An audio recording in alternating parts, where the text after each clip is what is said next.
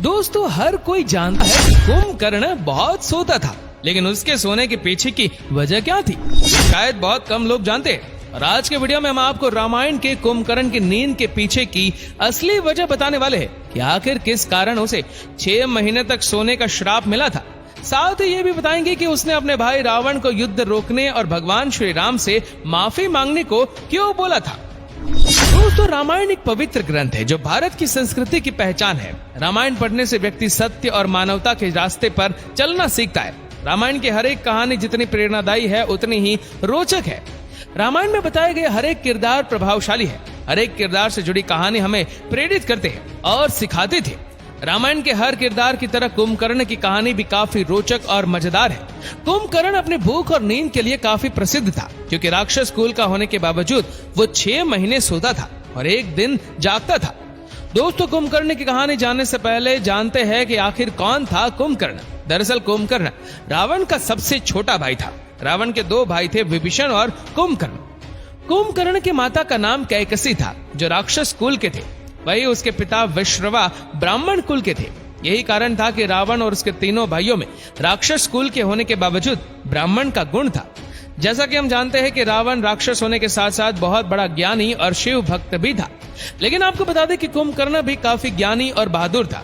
हालांकि इन दोनों भाइयों में राक्षस के भी गुण थे, क्योंकि ये दोनों अपनी माता के साथ काफी समय बिताया करते थे।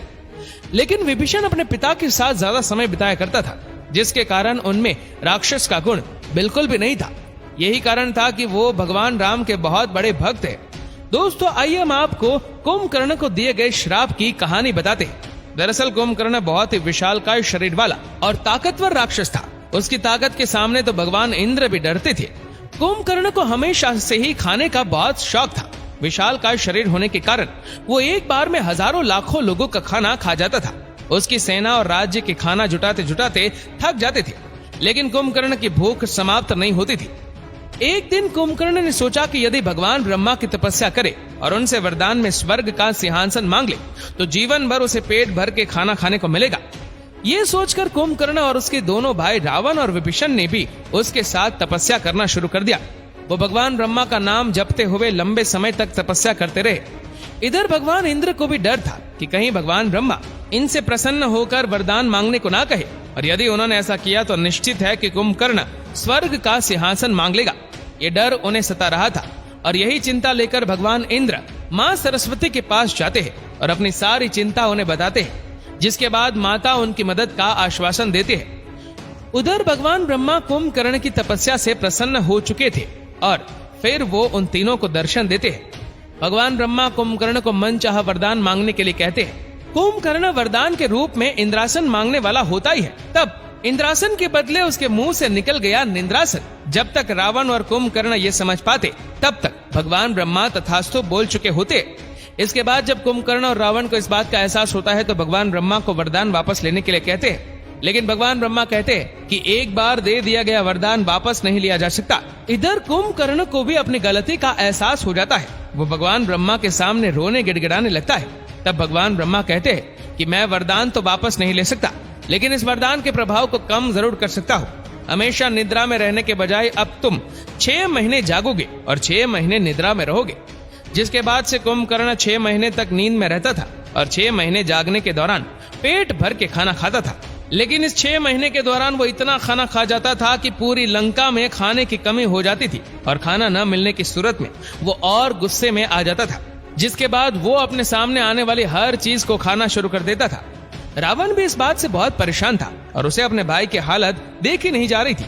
जिसके बाद रावण एक बार फिर से ब्रह्मा जी की तपस्या करता है, और जब प्रसन्न होकर ब्रह्मा जी उसके सामने आते हैं तो रावण ब्रह्मा जी से कुंभकर्ण के 6 महीने जागने के वरदान को बदलने के लिए कहता है। जिसके बाद ब्रह्मा जी वरदान को बदल देते हैं, और इस बार कुंभकर्ण को लगातार 6 महीने तक सोते रहने और केवल एक दिन जागने का वरदान दे देते हैं, जिससे कुंभकर्ण का सारा जीवन सोते हुए ही बीता। 6 महीने तक निरंतर सोने के बाद वो केवल एक दिन के लिए जागता था, और उस दिन बहुत सारा भोजन खाता, मदिरा पीता, नृत्य देखता और फिर से सो जाता। दोस्तों, जैसा कि हम जानते हैं कि कुंभकर्ण का जिक्र रामायण में तब होता है जब माता सीता के अपहरण कर लेने के बाद भगवान राम और उनकी वानर सेना के साथ रावण का युद्ध होता है। रावण के विशाल सेना जब भगवान राम की सेना के सामने हारने लगते, तब अंत में रावण अपने भाई कुंभकर्ण की मदद लेने की सोचता है। लेकिन उस समय कुंभकर्ण अपने निद्रा अवस्था में होता है और इतने विशालकाय भाई को गहरी नींद से उठाना बहुत ही कठिन काम था। फिर भी उसने अपनी लगभग आधी सेना को कुंभकर्ण को उठाने के लिए भेजा।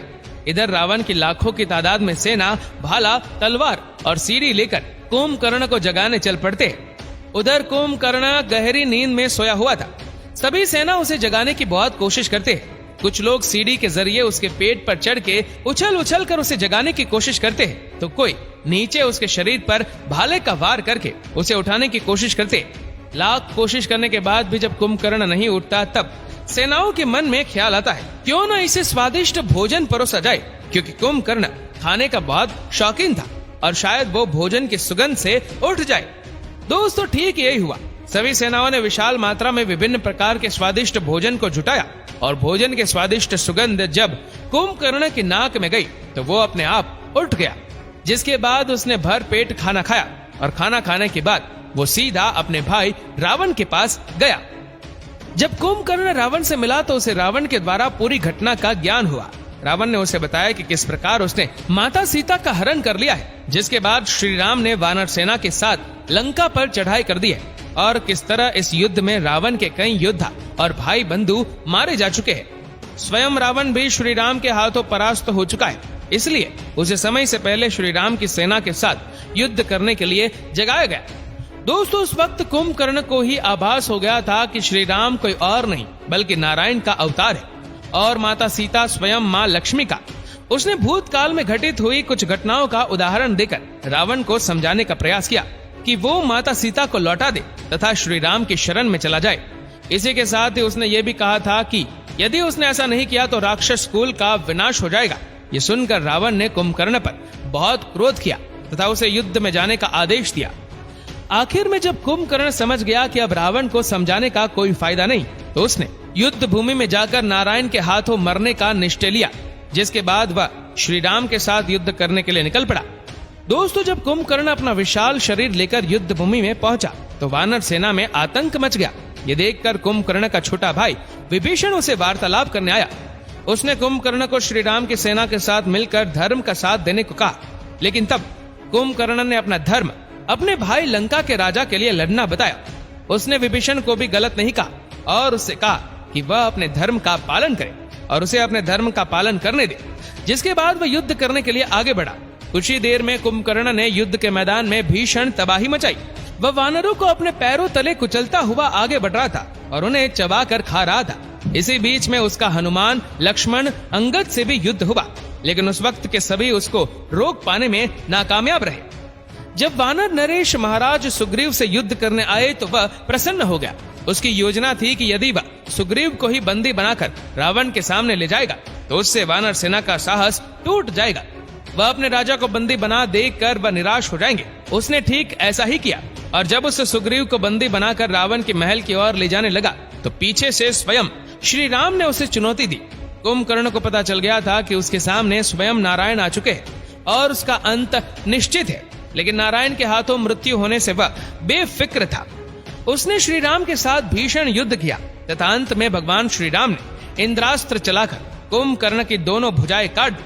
उसके बाद प्रभु श्री राम ने ब्रह्म दंड चलाया, जिससे कुंभकर्ण का सर काटकर समुद्र में जा गिरा और अंत में प्रभु श्री राम ने कुंभकर्ण के पेट को काटकर अलग कर दिया और इस तरह कुंभकर्ण का वध हो गया। दोस्तों, जब कुंभकर्ण का वध किए जाने की खबर रावण को पहुंची तो रावण फूट फूट कर रोने लगा और मन ही मन सोचने लगा कि ऐसा कैसे हो सकता है। कुंभकर्ण जिसे भगवान इंद्रराज भी डरते थे, आखिर उसको एक आम इंसान ने कैसे मार दिया।